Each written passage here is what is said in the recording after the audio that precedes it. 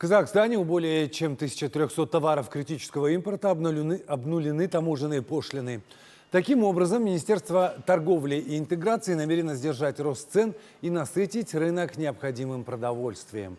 Когда же на прилавках будет широкий ассортимент и по доступным ценам, узнавал Еламан Раймбеков.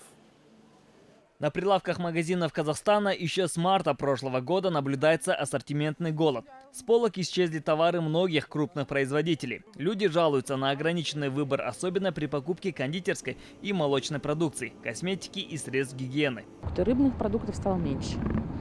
Гораздо. Ну и касаемо женщин, по красоте, по уходу много что исчезло. Продукты тоже некоторые исчезли из молочки. Из молочки исчезла, да. А с бытовой там порошок тоже вот сейчас вот исчез. Да выбор как-то, я не обращаю особого внимания. Основные продукты берем, но цены растут каждый месяц.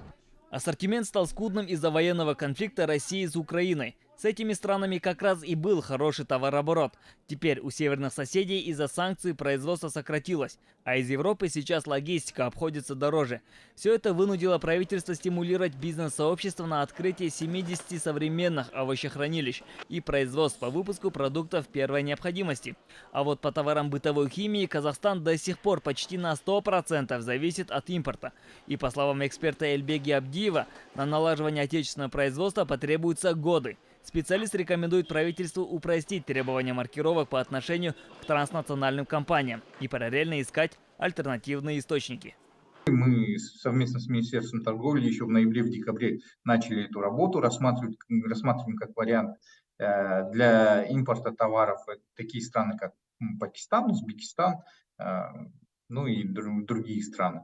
Ассортиментный голод будет наблюдаться долгое время, однако дефицита товаров не будет, уверены эксперты. Но чем меньше выбора для потребителей, тем быстрее растут цены. Еламан Раймбеков, Влад Шишко, Информбюро.